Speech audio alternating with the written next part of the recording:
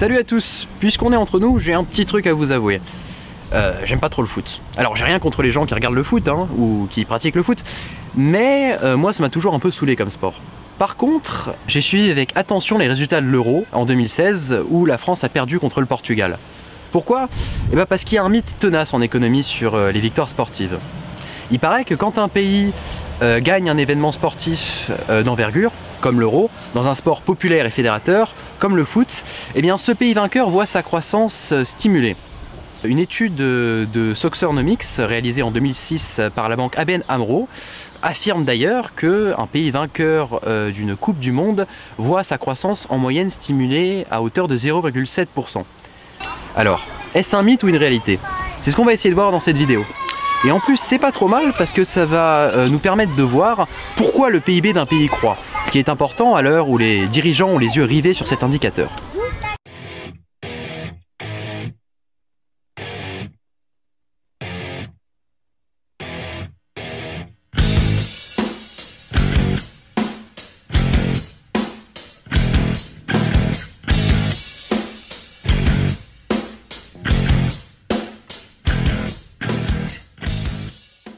Alors, on va commencer par évoquer la justification théorique du lien victoire sportive, accélération du rythme de croissance du PIB. Pourquoi une victoire au foot ou dans un autre sport stimulerait la croissance économique? Parce que là, tout de suite comme ça me semble pas super évident. En fait, l'idée, c'est que une victoire sportive agit positivement sur le moral des habitants d'un pays. Et si vous avez un meilleur moral, vous avez une meilleure confiance de l'avenir. Et la confiance, vous allez voir que c'est un petit peu le carburant de l'économie. Quand les habitants d'un pays ont un meilleur moral, les ménages consomment plus, les entreprises investissent plus et les travailleurs sont plus productifs. D'abord, si vous avez plus confiance dans l'avenir, on peut supposer que vous allez arrêter de mettre de côté pour faire face aux hypothétiques aléas de la vie et vous mettre à consommer plus.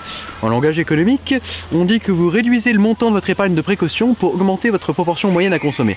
Enfin bref, en tout cas, si tous les ménages font comme vous, les entreprises vont se mettre à anticiper une demande supérieure.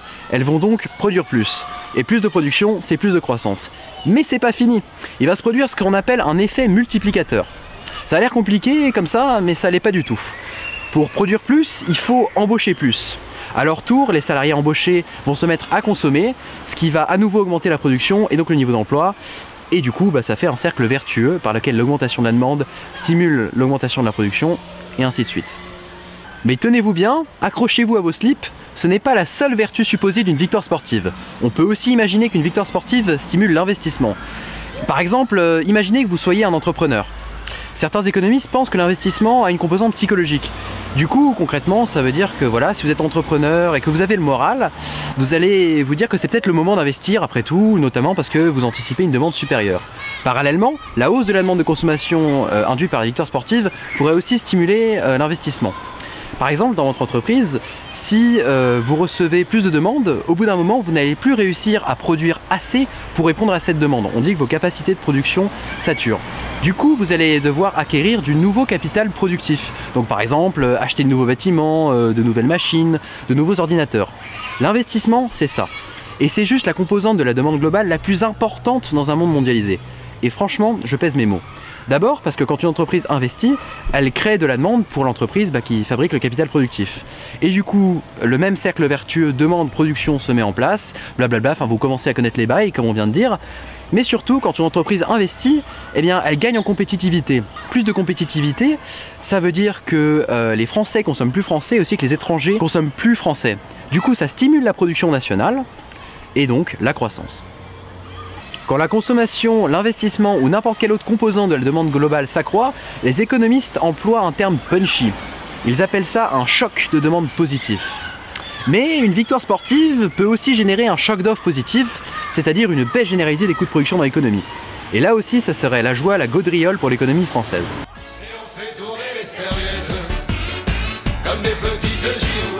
Pourquoi? Eh bien parce que si le moral des Français par exemple s'améliore, la productivité de l'ensemble des salariés croît. Lorsque la productivité augmente, l'entreprise dépense autant pour produire plus. Du coup, le coût de chaque unité produite baisse. Alors si ce lien vous semble pas intuitif, je vous invite à regarder la vidéo sur le progrès technique qui va s'afficher quelque part autour de moi, qui n'est pas encore sortie d'ailleurs, mais ça ne saurait tarder. En tout cas, si les coûts de production de l'entreprise baissent, elle peut choisir de vendre moins cher. Et si toutes les entreprises font comme ça, s'il y a une tendance à faire ça, eh bien le pouvoir d'achat des ménages va s'améliorer et ils vont consommer plus. Mais c'est pas tout, l'entreprise peut aussi choisir de maintenir son prix. Du coup, comme un prix c'est des coûts de production plus une marge, eh bien mécaniquement l'entreprise va dégager une marge supérieure à chaque unité vendue. Elle peut utiliser ces marges pour rémunérer plus ses actionnaires qui vont à leur tour consommer plus, ou également elle peut utiliser ces marges pour s'autofinancer et investir. Bon, ça c'est la théorie, la pratique maintenant. Examinons un peu ce qui s'est passé en 1998 quand les Bleus ont gagné la Coupe du Monde. Il y a bien eu un effet positif sur le moral des Français qui s'est estompé au bout de quelques mois.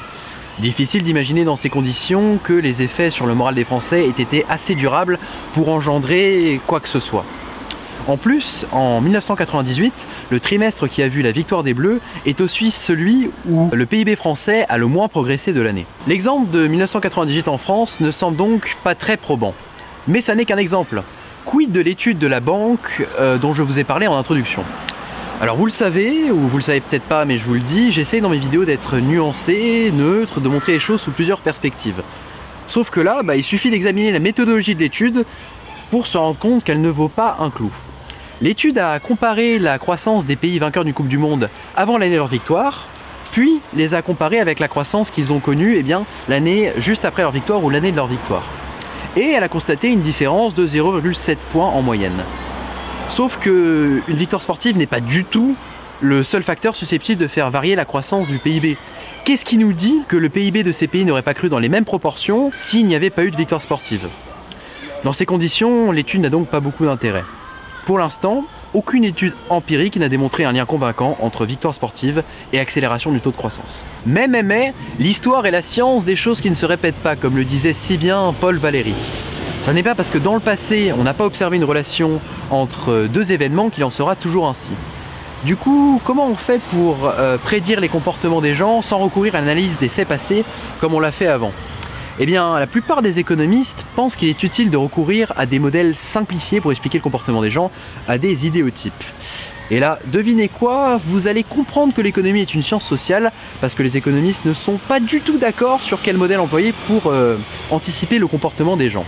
Les économistes dits néoclassiques considèrent que vous êtes un parfait petit homo economicus, c'est-à-dire que vous êtes un être parfaitement rationnel.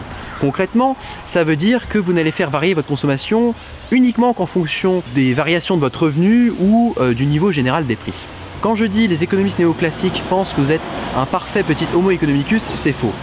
Ils pensent que c'est une hypothèse efficace pour prédire le comportement des gens, même si elle est fausse.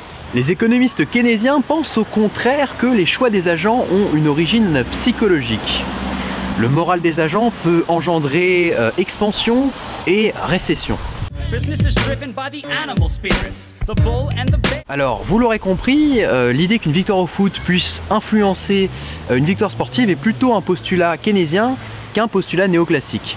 En fait, là vous réalisez que ma question de départ et le raisonnement que je vous ai présenté juste avant n'étaient pas neutres, il était assez orienté. Ceci étant, je caricature un peu la nature du débat théorique. La plupart des économistes que vous voyez dans les médias, à la télé, dans la radio, se situent entre les deux paradigmes qu'on vient de présenter et utilisent des modèles hybrides pour prédire le comportement des gens. Et j'allais oublier, il y a une dernière catégorie d'économistes très minoritaire dont on n'a pas encore parlé, ceux qui adhèrent à la théorie du chaos. Eux pensent, pour plein de raisons qu'on n'a pas le temps de mentionner ici, qu'on ne peut pas mettre les gens dans des cases et que donc toutes ces tentatives de prévision macroéconomique ne servent à rien, en tout cas pas à grand chose. Et c'est pas tout, il y a encore un débat théorique caché dans l'ombre qui attend son tour. Dans cette vidéo, on a présenté les vertus supposées de la croissance. Pourtant, aujourd'hui, vous avez un nombre croissant d'économistes qui pensent qu'on devrait abandonner cet indicateur. En fait, eux, ils pensent petit a que le lien entre croissance et emploi s'est distendu, et petit 2, de toute façon, la croissance sera trop faible dans les prochaines années pour pouvoir en tirer quoi que ce soit. Et alors, si vous voulez savoir ça plus en détail, eh bien, ça nous amène directement à la prochaine vidéo sur le progrès technique qui sortira. En attendant, si cette vidéo vous a plu, si elle vous a intéressé, je vous invite à vous abonner, à cliquer, surtout à partager la vidéo et à commenter pour donner votre avis, notamment si elle ne vous a pas plu. Cliquez, d'économiste.